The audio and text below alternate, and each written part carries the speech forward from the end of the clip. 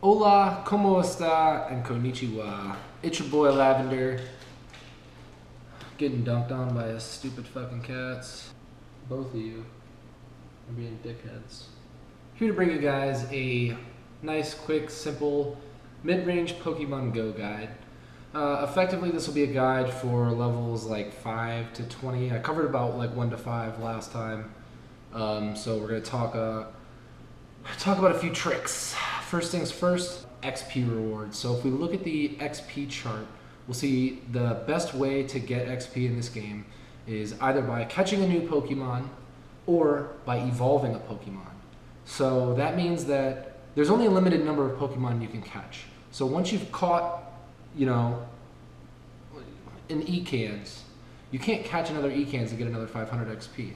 So the best way to get XP in this game is by leveling up, or by catching lots of Pokemon, and then what you do is you wait until you get the lucky egg. Once you get the lucky egg, it gives you double XP for a half hour. What you need to do during that entire half hour is spend it evolving all your Pokemon. So what you do is you catch hundreds and hundreds of Pidgeys for the next few days. That's what you start doing. You catch every Pidgey you see. You get hundreds and hundreds of Pidgey candy, and then you can evolve the Pidgey into Pidgeotto for 12 candy. And that means you get 1,000 XP right there on the spot. So if you do that 30 or 40 times, just Pidgey into Pidgeotto, not into Pidgeot. Pidgey into Pidgeotto, it's 12 candy, and you get 1,000 XP each time. You do that like 30 times, that's 30,000 XP. You might think that you should, when you pop your lucky egg, to drop an incense or to put a lure module up and start getting the bonus from catching the Pokemon while you're evolving. Don't do that just because you want to spend your half hour evolving. If you can spend the entire half hour evolving, you're going to get so much EXP. It's going to be so much better than clicking out of that screen, catching a little Rattata or Rattata, whatever you want to call it, and then moving on. The next thing I'm going to talk about is Vaporeon's one of the strongest in the game. Some people know this, some people don't. You can force Eevee to evolve a certain way by naming it. Before you evolve Eevee, if you name it Rainer, it will evolve into Vaporeon, and this will work one time. One time, so don't waste it. Flareon, you would name it Pyro. If you want to name it, if you wanted a Jolteon, you would name it Sparky. For the most part, Vaporeon's one of the strongest Pokemon in the game. Everybody knows it. Don't just evolve. I had an Eevee that was like 384, and I used the trick with Rainer to evolve it into Vaporeon. And I ended up getting like a level 1000 Vaporeon, which really isn't even that relevant. I have EVs now that would be way stronger, but I'm just kind of farming and waiting till my egg. And I'm going to hope that I can get the Eevee, because I already wasted the evolve for Vaporeon. You get one for each of Eevee's forms. Use them wisely. Catch all the Pokemon you can, and try not to waste balls doing it. If you're running low on balls, don't catch standard garbage stuff. Just kind of wait and watch your radar. See if you can see something better and try to use your balls to catch that. So next thing I want to talk about is incense. All right, you're sitting at home, you're super bored, you pop your incense. Big mistake. The problem with using your incense while you're sitting still is that you will only encounter a Pokemon roughly every 5 minutes.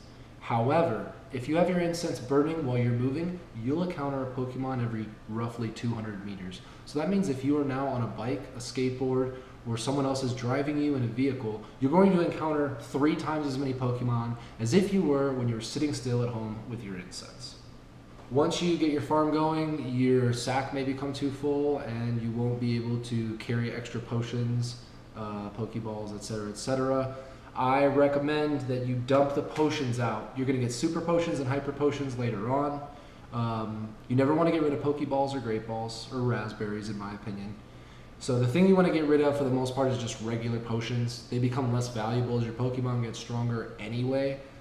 And the next thing I would ditch after that is Revive. If you have over 30 Revives, you don't need it. Unless you're like a gym fiend and that's all you do, which I don't even really partake in the gym battles that hardcore.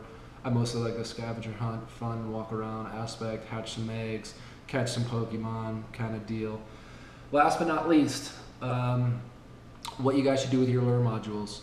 You should take them to the local hospital and you should use them there.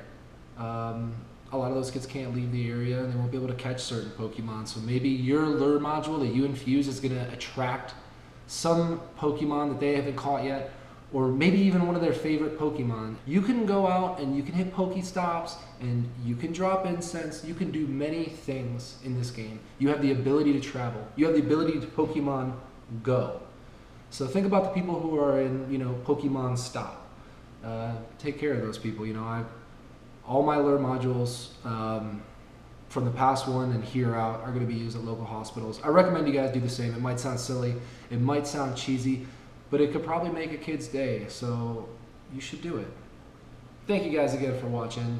I have been Lavender, aka High and Mighty. Hopefully you guys got some nice tips and tricks from this video. I'm sure you probably knew some of them, but maybe you didn't know some of them. So hopefully it was knowledgeable. You guys enjoyed yourself. Make sure to smack that like button, subscribe. I will be dropping more content for Pokemon Go and other games, so be on the lookout.